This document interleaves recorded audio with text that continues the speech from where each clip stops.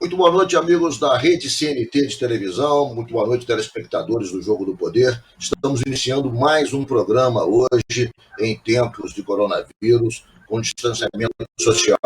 Eu, da minha residência, entrevistado de seu para discutir hoje a questão do vírus, a sua amplitude e toda a tecnologia, as armas disponíveis para seu enfrentamento. O nosso convidado hoje é um dos mais conceituados médicos do Brasil. Eu estou falando do Dr. Cláudio Domênico. Boa noite, Dr. Cláudio Domênico. Boa noite, Ricardo. Boa noite, telespectadores da CNT. É um prazer estar com vocês aqui. Dr. Cláudio, nós estamos vivendo, me parece, o senhor me corrija se eu estiver errado, o auge da expansão do coronavírus no Brasil. Estamos quase 300 mil casos, estamos com 18 mil, quase 20 mil casos, 18.859 mortes ocorridos no Brasil. Estamos com uma polêmica muito grande no âmbito federal, não temos ministros da saúde, ou seja, vivemos um momento de incerteza absoluta. Qual é a sua análise nesse momento sobre as condições do Brasil de fazer esse enfrentamento para produzir resultados razoavelmente aceitáveis para a população brasileira, doutor Cláudio? Eu acho que essa pandemia, que a última grande pandemia que nós tivemos foi a gripe espanhola, em 1918, ela tem uma diferença, porque quando a gente compara uma pandemia com uma guerra, numa guerra você sabe com quem está lutando. E a primeira coisa que a gente depreende dessa situação é que nós não conhecemos o inimigo, não sabemos aonde o inimigo se esconde, o inimigo é de transmissibilidade, atinge a todos, a chineses, italianos, espanhóis, brasileiros, o mundo todo, não poupa ninguém, classe alta, classe baixa, e você conhece muito pouco. Então, é uma era de incerteza. A única certeza que nós temos é a certeza da incerteza, né? E isso gera muito medo, porque o ser humano ele gosta de ter certezas para tomar as suas decisões. Então, você me pergunta, você acha que nós estamos no auge? Será que vai ter um repique? Pode haver um repique? Será que a vacina chega esse ano, chega o ano que vem? Será que a cloroquina funciona ou não funciona? Será que vai ter um ministro da saúde ou não vai ter um ministro da saúde?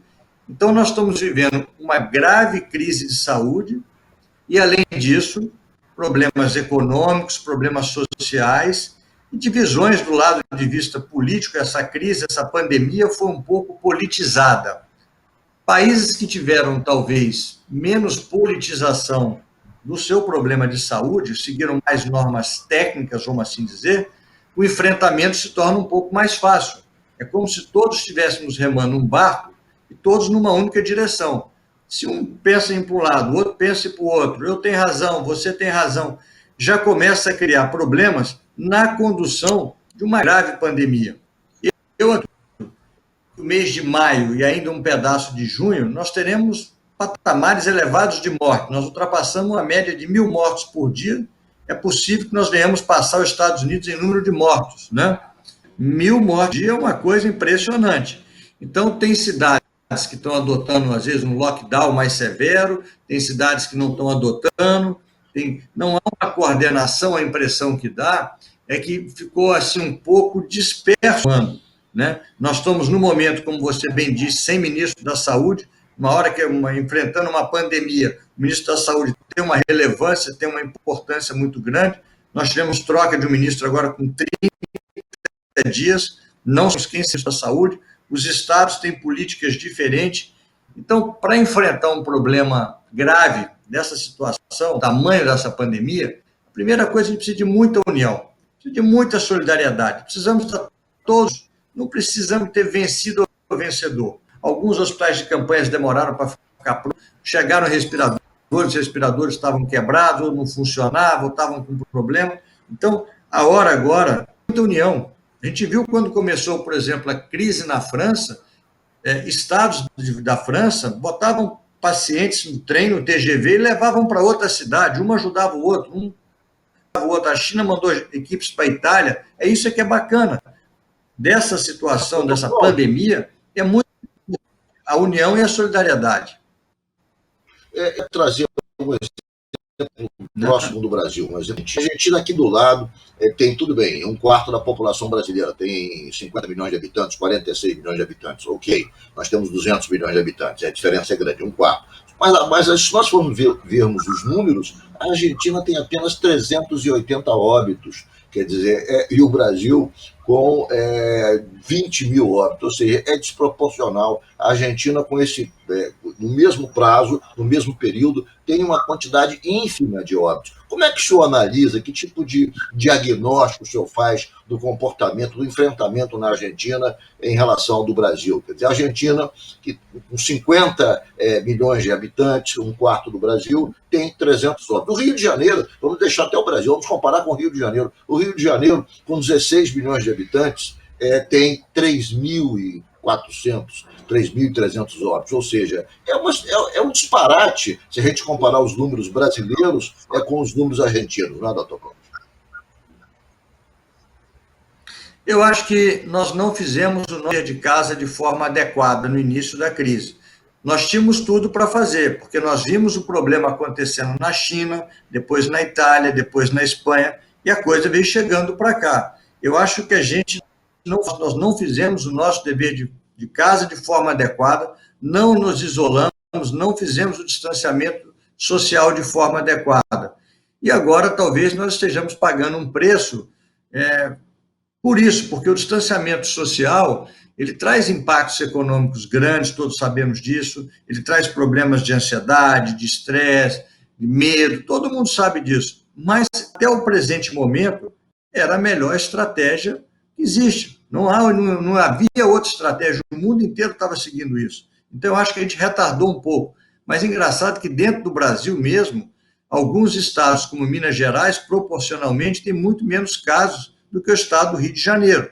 Talvez condições, as comunidades, a falta de higiene, a falta de acesso, né? Então, tudo isso pode colaborar para que alguns estados tenham pior desempenho do que outros estados. Chegou-se a se falar, por exemplo, que estados que tinham uso de antimaláricos, como a cloroquina, pessoas que tinham malária, que tomavam o remédio para ir para as zonas endêmicas, tinham uma baixa incidência. A gente está vendo agora que o norte, várias cidades do norte, estão sendo afetadas por um alto índice de coronavírus nessas cidades também. Então, eu acho que foi um pouco de falta de controle nosso, não fizemos o nosso dever de casa de forma adequada. E agora estamos correndo atrás do prejuízo, né? Agora estamos querendo estender feriado, estamos fazendo isso, fazendo aquilo, mas é uma situação delicada. Como é que o senhor vê, quer dizer, nesse momento que nós estamos vivendo, me parece, o momento mais crítico da crise, esse debate sobre a abertura da economia, a abertura do comércio, a abertura das cidades por conta da queda do número de empregos, por conta dos traumas, das consequências negativas que serão produzidas, obviamente, na economia do país, porque se estabeleceu um debate no Brasil, se deve abrir, se não deve abrir, quando se deve abrir, de que forma se deve abrir, não há um protocolo muito claro, quer dizer, o presidente Trump enviou há cerca de um mês aos governadores uma sugestão de abertura que me pareceu até sensata. Logo ele, que não tem nada de sensatez, mas diz o seguinte, olha, eu aconselho a abertura após 14 dias de queda sustentada do número de casos em determinada região. E parece razoável. Mas no Brasil não há uma cidade sequer com queda sustentada de índices de casos. Quer dizer, me parece vivermos um momento totalmente diferente, né, doutor Cláudio? Aí tem uma situação que o ideal era que a gente fizesse uma testagem em massa, como foram feitos em alguns países, como a Coreia do Sul, como o Japão, e você vai mapeando, né? Você vai mapeando. Na China, eles conseguiram, talvez pelo regime forte que eles têm, mapear quem estava saindo de casa através do celular, quem estava indo no supermercado pelo CPF. Então, você conseguia mapear e deixar a pessoa em casa, com um lockdown forte. Se a gente testasse mais as pessoas, e aí você começa a ver, já teve, quem já fez a soroconversão, quem já teve o Covid, se curou, e essas pessoas sendo primeiro liberadas para trabalhar, seria uma possibilidade, seria o ideal. Mas é muito caro, nós somos um país continental com 220 milhões de habitantes e com 5 grandes, é uma área enorme. Então, Aplicar esse tipo de coisa em Hong Kong, ou em Seul, ou no Japão é uma coisa, aplicar isso no Brasil é outra. Nós temos cidades que não têm números suficientes de terapia intensiva, nós temos cidades que não têm respirador. Então, assim, cidades de pequeno porte, e a gente pode falar aqui, por exemplo, o Rio de Janeiro, se você for perto do Rio de Janeiro, Búzios não tem uma estrutura, é uma cidade balneária, uma cidade com 30 mil habitantes, não tem uma estrutura. Eu estou falando de Búzios porque Búzios está fazendo, no meu modo de ver, um trabalho interessante, eles estão checando quem entra e quem sai na cidade, as pousadas foram todas fechadas. Claro que Búzios vai sofrer, claro que Búzios vai perder, mas é melhor que perca durante 2 meses. E aí o Estado, nessas horas de crise, de pandemia, o Estado ele tem que primeiro se preocupar em salvar vidas. Numa pandemia, numa crise grave, reforça o papel do Estado, de Estado forte, que tenha políticas de Estado forte. Lógico que todos vão perder, que vai ser um ano difícil para todo mundo, vai ter redução de salários, o governo vai emprestar um pouco, os bancos vão ter que ceder, não tem problema, mas é melhor do que ceifar vidas do que perder vidas. Do ponto de vista econômico, claro que vai ser um desastre, mas é melhor do que tenhamos 1.000 mortos por dia. Isso tem um preço. Quanto custa uma vida? Essa história de que a gente não conhece, né? Essas pessoas têm uma historicidade que a gente tem que lembrar disso, né? Eu vou ter que fazer um rápido intervalo agora, doutor Cláudio.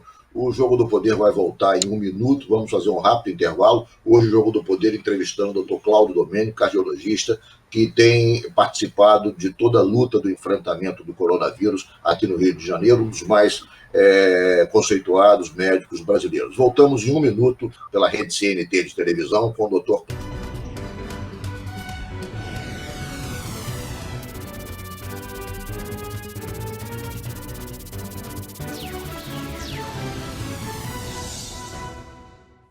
Voltamos com o Jogo do Poder aqui pela rede CNT de televisão. Hoje é uma gravação em tempos especiais, em tempos de coronavírus, com distanciamento social, eu na minha residência, o Dr. Cláudio Domênico também no seu ambiente de trabalho, e estamos discutindo os temas relativos ao coronavírus. O Dr. Cláudio é um dos mais conceituados médicos brasileiros, cardiologista, e que tem realizado um trabalho excepcional no Rio de Janeiro, em hospitais privados, no enfrentamento do coronavírus, com as suas equipes. Ele trabalha com equipes altamente qualificadas e tem obtido sucesso nessa tarefa que é muito difícil. Doutor Cláudio, o Brasil está imerso num debate essa semana por conta de um medicamento que foi politizado chamado cloroquina.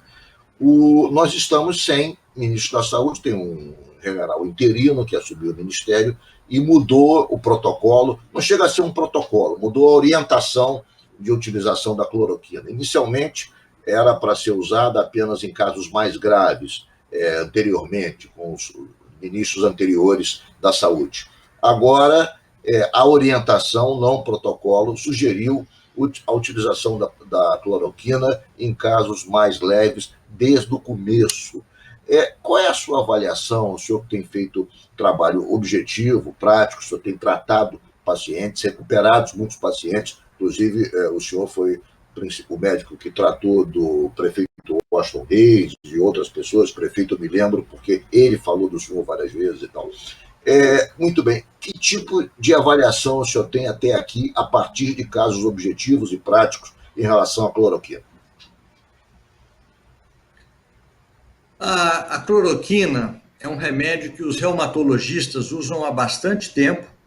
É um remédio que é utilizado para uma inflamação, naquela artrite reumatoide, nas doenças reumatológicas, e ajuda muito. E existe um francês, Didier Rouault, que publicou trabalhos, ele é lá do sul da França, da área do Mediterrâneo, que teria tido um bom resultado com o uso de cloroquina. Isso entusiasmou a todos. E eu confesso que eu gostaria que a cloroquina fosse a bala de prata, como foi propagada, porque a cloroquina é fácil de ser produzida e é um tratamento barato. Então, o presidente Trump, o presidente Bolsonaro, todos estão torcendo para que a cloroquina dê certo.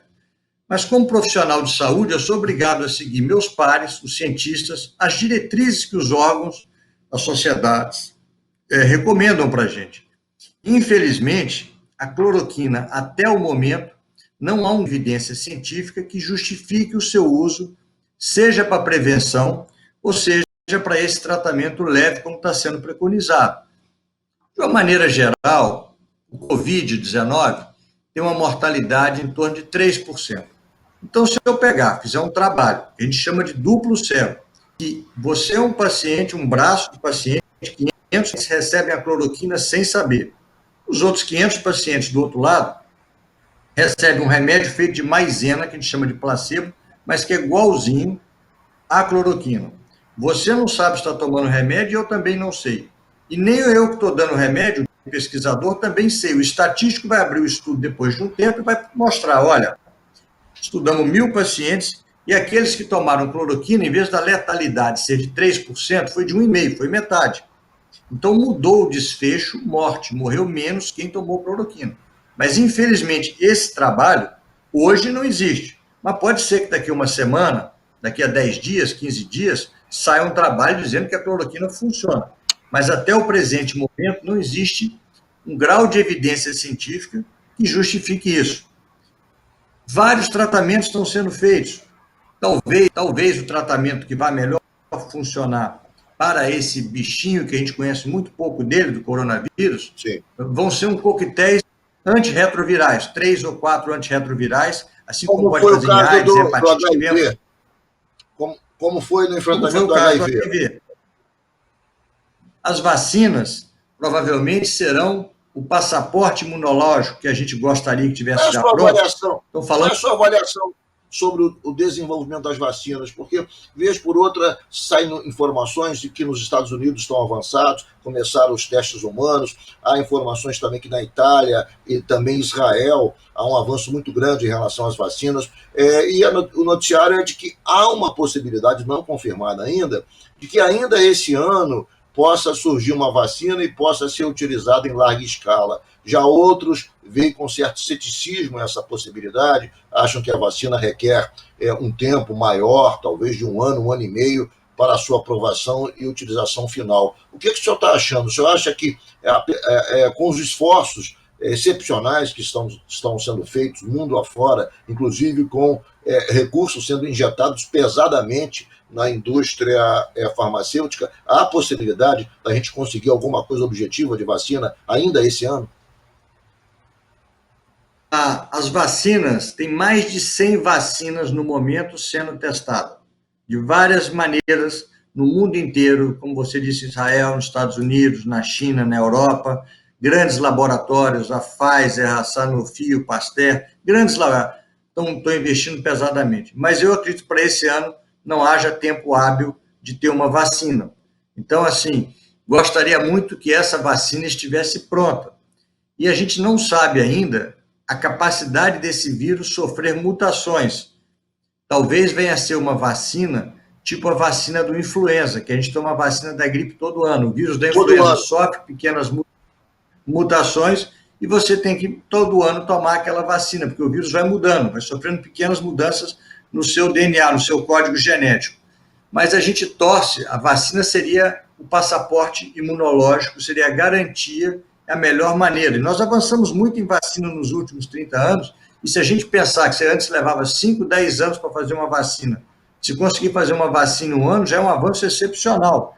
Eu acho que para o ano que vem, tem grandes possibilidades de termos uma vacina. Para esse ano, eu acho, infelizmente, pouco provável. E sobre a cloroquina, eu queria dizer uma outra coisa, que o Brasil também tem feito grandes estudos, tem uma rede, um estudo coalizão feito em São Paulo, com um grande número de pacientes que estão recebendo a cloroquina, e deve sair agora, no mês de junho, alguns resultados, né? Mas, infelizmente, até o momento, os principais artigos publicados em grandes revistas de impacto, como o New England Journal of Medicine e outros periódicos, não mostrou ainda a eficácia e eficiência que a gente tanto esperava da cloroquina. Eu só usei a cloroquina nos pacientes internados, eu não usei em paciente ambulatorial.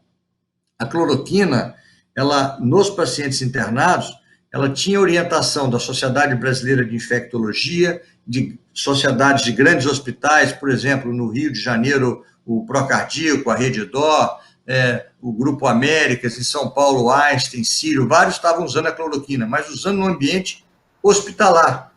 Porque se o doente reumatológico toma cloroquina e quase não tem problema, a gente tem que pensar que a doença reumatológica, uma artrite reumatoide, é uma inflamação. E o coronavírus causa uma grande inflamação, mas os contextos são diferentes. Por exemplo, quando você tem uma inflamação na vigência de hipóxia, o coronavírus ataca o pulmão, cai a nossa saturação de oxigênio. Então, eu sou mais propenso a ter arritmia num cenário de hipóxica, eu tenho infecção associada, eu uso outras drogas como a azitromicina. Então, as pessoas às vezes esquecem que eu vejo dar cloroquina para os doentes reumatológicos e não tem nenhum problema.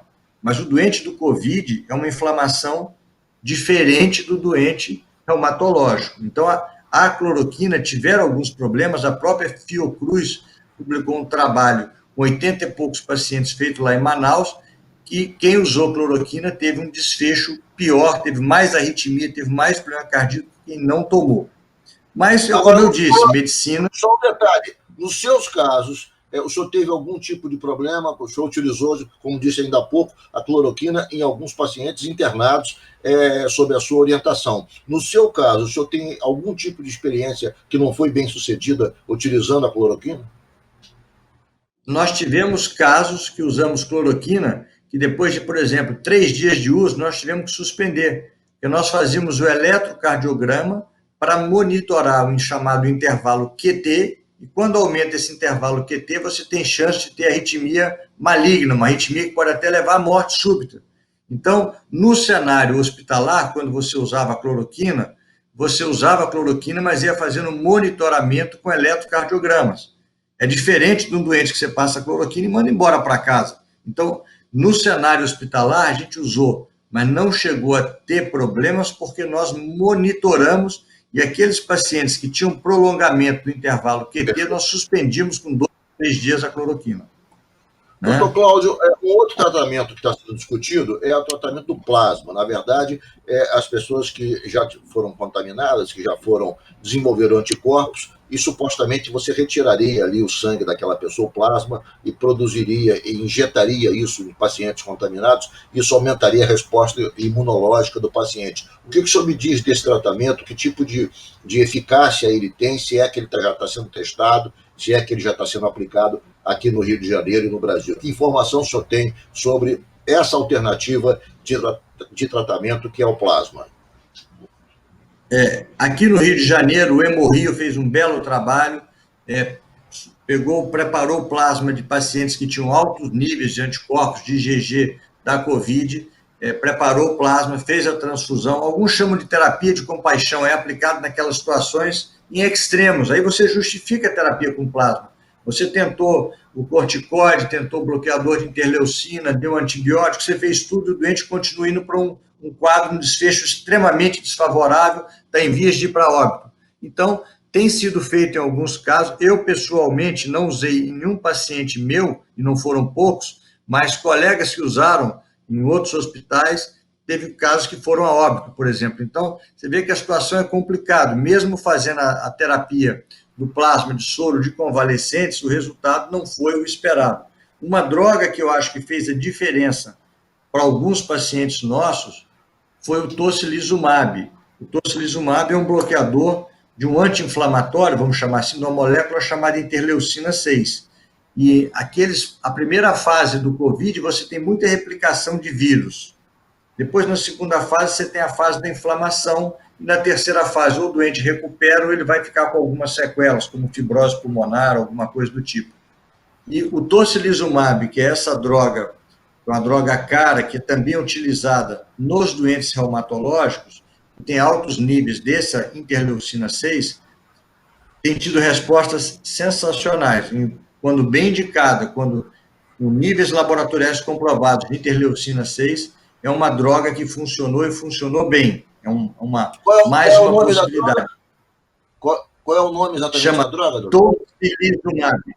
Tocilizumab é um anticorpo monoclonal que você faz venoso, normalmente é uma dose única, e os resultados têm sido para aqueles quadros que a gente chama de tempestade citocinética. Ele é uma grande inflamação, é uma tempestade, o doente fica muito inflamado, sobe muitos níveis dessa interleucina.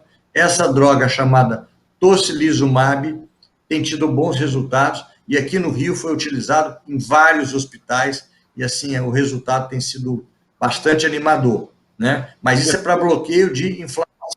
Perfeito. Eu vou mais uma vez ao intervalo. Voltamos em 1 minuto pela rede CNT de televisão.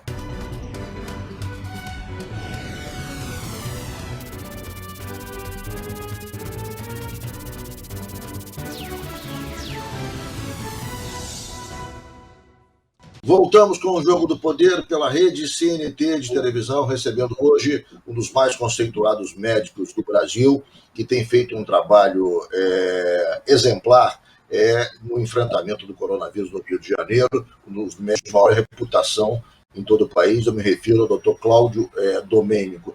Dr. Cláudio Domênico, nesse debate, nessa discussão sobre o êxito do enfrentamento do coronavírus, fala-se muito de que é preciso educação, é preciso lavar as mãos, é preciso ter noções de higiene, ou seja, a educação pode favorecer ou não o indivíduo no risco de contaminação e no risco da propagação do coronavírus. Como é que o senhor vê, quer dizer, na verdade, essa questão, a propagação no Brasil, se dando da forma que está se dando, da maneira que está acontecendo, de maneira um tanto avassaladora, ela é decorrente, na sua avaliação, em certa medida, por conta da falta de noções básicas de higiene, na falta de noções básicas de saúde? Como é que o senhor vê esse paralelo entre a propagação da doença e as noções de educação? E também uma questão que me parece grave, a questão da desigualdade social, porque nós temos de grande desigualdade social, onde ocorre também uma disseminação do vírus de maneira... O vírus que começou na classe média alta, trazendo do exterior, agora se propaga de maneira mais intensa nas classes menos favorecidas. Você tocou num ponto muito importante. A educação é a base de tudo, né? A origem da palavra educação, ex ducere, conduzir para fora. Então, a boa informação é a melhor maneira de prevenção. Isso que vocês da imprensa estão fazendo, vocês ajudam de forma espetacular quando levam uma boa informação, quando fazem boas matérias, bons profissionais que vão levar essa informação. A primeira coisa é que nós estamos falando, às vezes, de álcool gel, nós estamos falando de máscaras. Custa caro, estava em falta álcool gel, estava em falta máscara.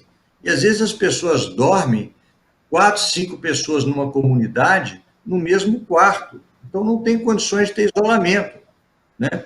Se a gente lembrar um pouquinho do filme que ganhou o Oscar esse ano, o Parasita, ele mostra de uma forma muito importante o problema da desigualdade. Às vezes uma pessoa mora num bairro chique, num bairro nobre, e pega uma tuberculose, e ela fala, poxa, como eu vim pegar tuberculose? Eu moro aqui, eu não saio de casa. Às vezes foi o seu motorista, foi o seu colaborador, que mora numa comunidade com mais 4, 5 pessoas ali, tem uma pessoa com tuberculose, ou tem uma pessoa com Covid, ou tem uma pessoa com uma outra doença, o sarampo, e aquilo passa para todo mundo. Então, a educação é fundamental, mas também rever uma distribuição de renda mais justa. Isso é fundamental para a saúde. Não adianta, eu não consigo estar bem se a outra pessoa não tem as mínimas condições de moradia, saneamento, acesso à vacina, não tem acesso a medicamentos básicos. Então, lavar as mãos, usar álcool gel, usar máscara, isso tudo tem um preço, né? E as condições de saneamento que você falou são muito importantes. Então, esse tripé, saúde, educação e distribuição de rendas, eles caminham juntos, todos três são importantes, sem a menor sombra de dúvida. E, assim, eu acho que vai ficar um grande ensinamento com essa crise. O mundo não sei se será melhor ou se será pior, mas ele será uma série de valores. Nós vamos ter que rever políticas públicas, nós vamos ter que melhorar a assistência de saúde básica, de saúde primária, porque somente 25% da população tem acesso à saúde suplementar com um plano de saúde que pode ir para um hospital, tem todas as condições. Nós temos que tratar do outro, do nosso semelhante, de uma forma com mais carinho, com mais amor, com mais compaixão. Isso é fundamental. Eu acho que é uma oportunidade que nós temos de sair mais fortalecido dessa crise e melhorar as condições assim, de habitação, de saneamento. Isso é fundamental. E tem que, em alguns casos, haver punição. Mudar hábito é muito difícil.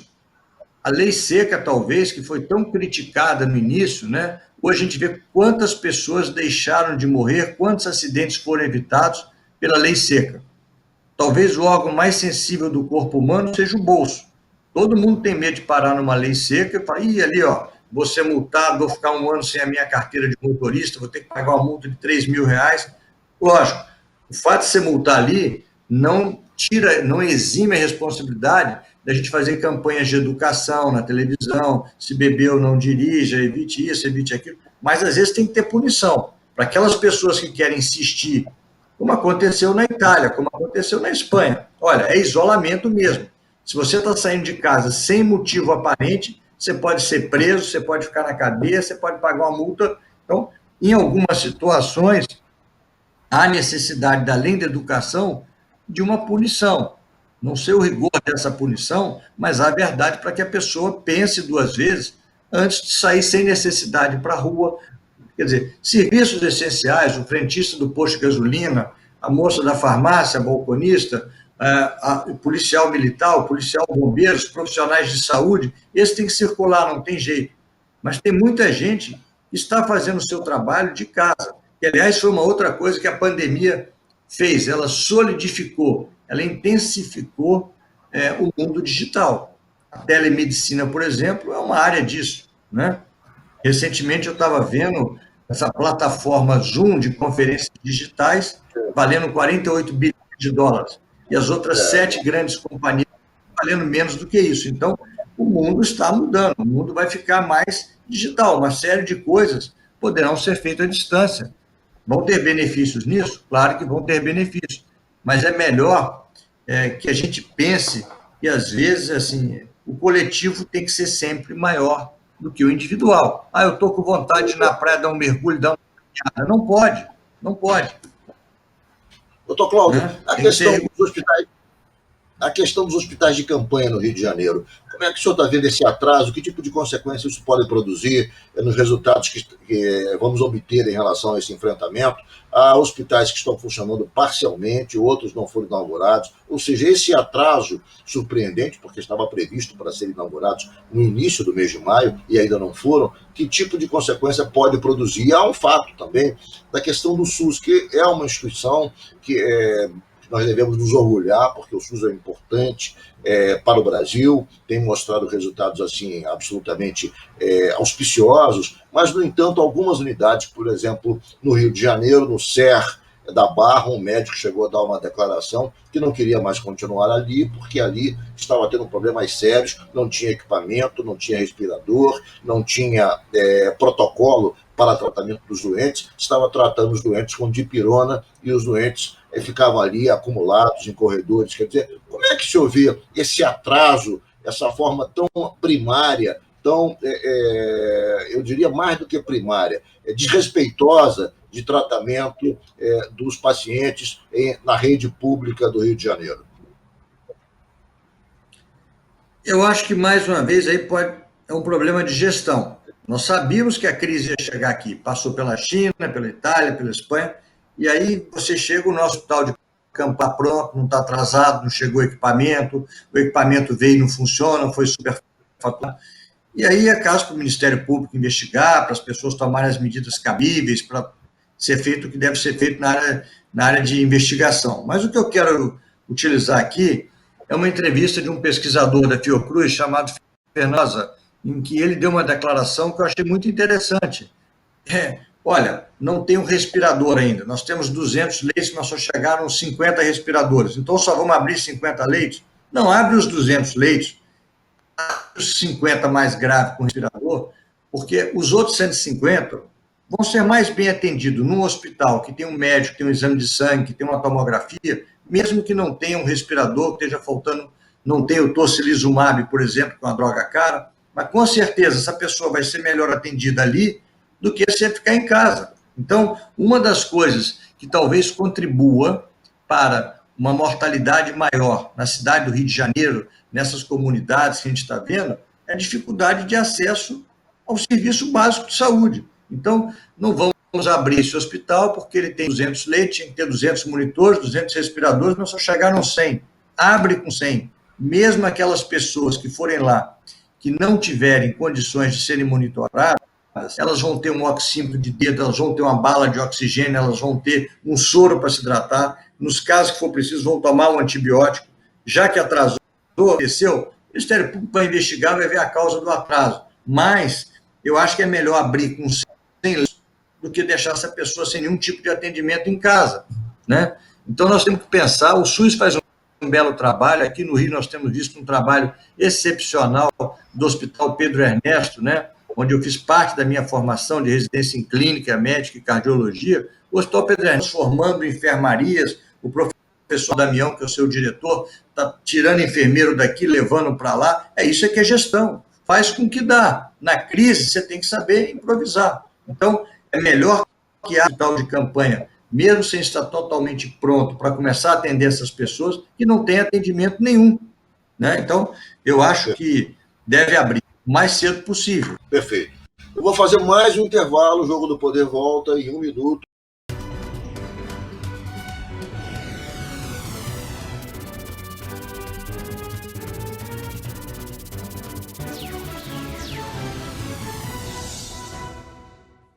Voltamos com o Jogo do Poder, recebendo hoje o Dr. Cláudio Domênico, mais conceituados médicos brasileiros, que tem feito um trabalho com uma equipe específica, com bastante resultado em seus pacientes aqui no Rio de Janeiro, no enfrentamento do coronavírus. Dr. Cláudio Domênico, sou cardiologista, tem larga experiência, portanto, na abordagem desse assunto. Nós sabemos que há alguns fatores de risco, comorbidades, que se chama do ponto de vista médico.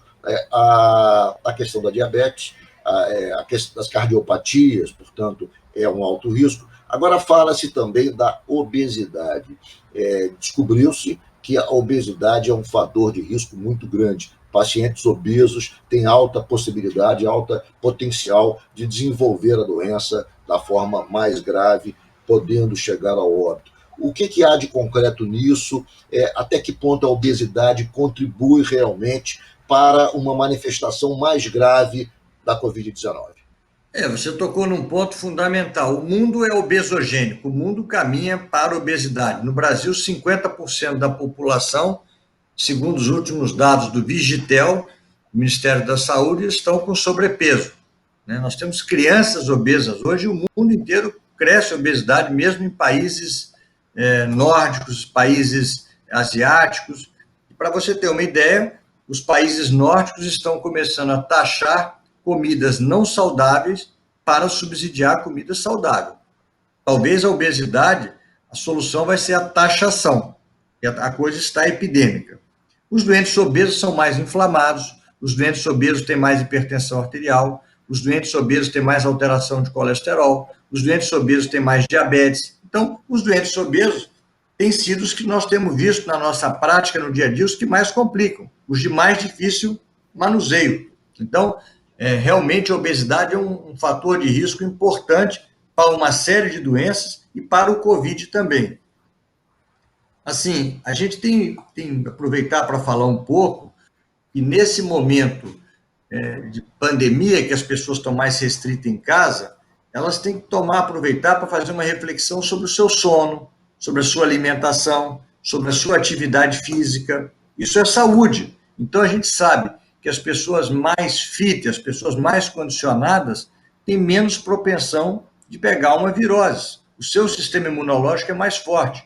Uma pessoa que dorme bem, ela repara melhor o seu corpo, né? E hoje, a gente tem que tomar um cuidado, porque as pessoas ficam ligadas nesses dispositivos celulares, computadores, tablets, não sei o quê, estão dormindo mal, estão dormindo pouco. Então, a luminosidade dessas telas faz mal. A gente deveria, hoje em dia, usar o despertador não para acordar, e sim para 2 horas antes de dormir nos lembrarmos de nos afastarmos dessas telas. Então, à noite, não fica vendo filme de violência, não fica discutindo sobre obra, não fica fazendo filme de guerra, noticiário pesado. À noite, toma um chá de camomila, um chá de cidreira, vai ler um bom romance, vai ver uma comédia. Procure dormir bem. Procure comer com fibras, procure comer com menos carboidrato, procure fazer uma atividade física, mesmo em casa. Tem várias, e assim, isso é de graça. Você entra hoje em dia, tem vários personagens, várias academias que estão fazendo de forma gratuita essa coisa da atividade física. E tomar cuidado com o álcool, porque eu tenho observado também que o álcool, além de estar relacionado à obesidade, né, ele faz engordar, tem muita caloria, as pessoas nesse período de pandemia estão bebendo mais do que o habitual. Então, tomar cuidado com o álcool, porque o álcool também pode dar arritmia cardíaca, pode subir a pressão, pode artrite, pode dar uma série de problemas que a gente sabe muito bem, além da dependência ao álcool. Então, é um momento para a gente buscar um estilo de vida saudável e você é responsável pelas suas escolhas. Então, é hora de fazer boas escolhas. Doutor Cláudio, o que explica, por exemplo, é óbvio que a gente sabe da importância da vida saudável, é óbvio que é inquestionável a questão da atividade física, isso é uma questão superada mundialmente, mas, no entanto, em relação à Covid especificamente, a televisão mostra a todo momento, a imprensa mostra, vez por outra, um cidadão atlético, com um corpo sarado, absolutamente com atividade física em dia, sendo vítima e até indo a óbito por conta do Covid. Quer dizer, até que ponto esses fatos põem por terra a necessidade desses cuidados? Porque há inúmeros casos noticiados nos últimos dias, mostrando pessoas absolutamente saudáveis, tendo complicações sérias em relação à Covid-19, inclusive pessoas com idades de 40 anos, 39 anos. Tivemos nessa semana a morte de um parlamentar de 54 anos, que era atleta de Campo dos Goitacazes, o deputado Gil Viana, aqui da Assembleia Legislativa. Ou seja, há alguns casos que nos deixam atônitos, porque as pessoas têm um comportamento, uma vida aparentemente absolutamente saudável e são acometidas da forma mais grave da Covid-19. O que dizer sobre isso, doutor Cláudio? É uma doença muito heterogênea que nós conhecemos pouco ainda. Tem casos que pessoas que têm Covid fazem trombos, fazem, por exemplo, um acidente vascular cerebral isquêmico, um derrame por falta de sangue. Tem outros que fazem um acidente vascular hemorrágico. Tem outros que têm uma afecção grave no rim ou no coração, e outros não. Então, é uma doença que o hospedeiro, como ele se interage com o vírus, com o SARS-CoV-2, tem fatores ambientais genéticos, mas pode ter certeza, as pessoas que têm uma reserva, elas mesmo quando têm um quadro de Covid grave, elas têm chance de sair melhor do que um obeso de uma pessoa que não tem reserva.